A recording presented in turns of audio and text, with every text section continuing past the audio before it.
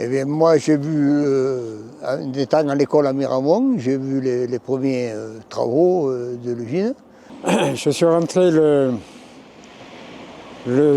2 mars 59.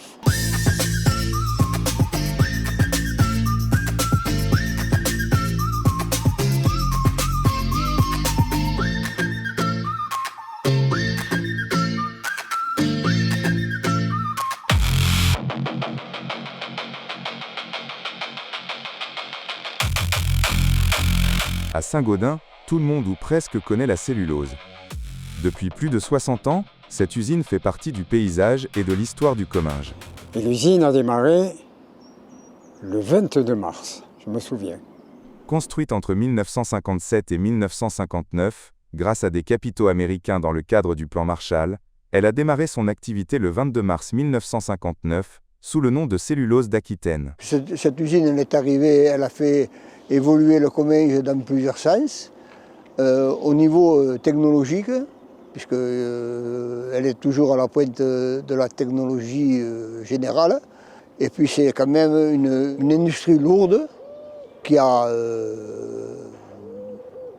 participé à l'évolution générale du Comminges. Derrière les bâtiments et les cheminées, il y a surtout des générations d'hommes et de femmes qui ont bâti cette aventure industrielle. Anciens ouvriers, techniciens et cadres se souviennent aujourd'hui des débuts de l'usine, de son développement et de son rôle essentiel dans la vie économique du territoire. Au plus haut de l'activité, on était plus de 650. Les gens qui travaillaient à l'usine et surtout en poste en 3-8 étaient issus d'un monde rural, qui était le mode de vie du Comminges. Et ces gens-là, avec l'apport de gens extérieurs, ont appris à conduire une usine et en ont fait ce qu'elle est aujourd'hui. À l'époque, on faisait tout, on ne sous-traitait pas.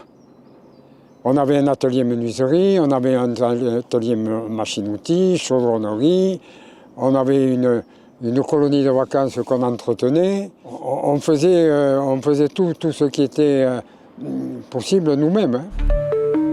Cette usine qui fait vivre des centaines de familles du Comminges reste un symbole fort de l'industrie locale. Alors que l'avenir du site semblait plus incertain que jamais, l'arrivée possible d'un investisseur de dernière minute pourrait changer la donne et permettre de préserver l'une des dernières grandes industries papetières de notre territoire. Entre inquiétude et espoir, anciens salariés, employés et acteurs locaux restent mobilisés pour défendre un outil industriel qui fait partie de l'histoire du Comminges depuis plus de 60 ans.